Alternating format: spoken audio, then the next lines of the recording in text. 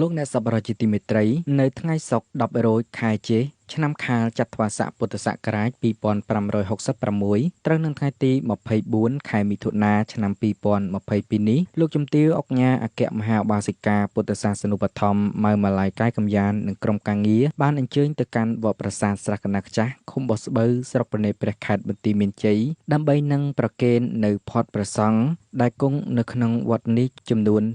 256អង្គដោយនៅក្នុងថ្ងៃដដែលនេះដែរលោកជំទាវក៏បានអញ្ជើញទៅពិនិត្យមើលការដ្ឋានសាងសង់ផ្លូវនៅក្នុងតំបន់ភ្នំព្រះប្រវែង5គីឡូម៉ែត្រនិងការសាងសង់រានហាលព្រមទាំងការសាងសង់នៅកញ្ចុះព្រះធម្មាលង្ការមុនីនៅក្នុងវត្តធម្មាលង្ការាមភ្នំព្រះបន្ទាប់មកនាពេលរសៀលលោកជំទាវបានអញ្ជើញទៅកាន់ភូមិអូអំបិលសង្កាត់អូអំបិលក្រុងសិរីសភ័ណ្ឌខេត្តបន្ទាយមានជ័យដើម្បីនឹងចូលរួមក្នុងពិធីបុណ្យចម្រើនព្រះជន្មជូនឧបាសកចឹមស៊ីនិងឧបាសិកាប៉ាងម៉ារិនឧបាសកសុនសិតនិងឧបាសិកាម៉ាក់ប៉ុនតាមការគោរពអញ្ជើញរបស់ឯកឧត្តមសេនីយ៍តូសិតឡោះបន្ទាប់មកលោកជំទាវបានអញ្ជើញទៅពិនិត្យមើលការដ្ឋានសាងសង់ស្ពាននៅទល់មុខវត្តអំពិលពោធិ៍ប្រាក់ស្ថិតនៅក្នុងឃុំប្រាសាទស្រុកព្រះនេត្រព្រះខេត្តបន្ទាយមានជ័យផងដែរសូមថ្លែងអំណរគុណយ៉ាងជ្រាលជ្រៅចំពោះវត្តមានលោកជំទាវនិងឯកឧត្តមក្រុមការងារដែលបានយកចិត្តទុកដាក់ដល់ប្រជាពលរដ្ឋសូមលោកទទួលបាននូវសេចក្តីសុខគ្រប់ប្រការ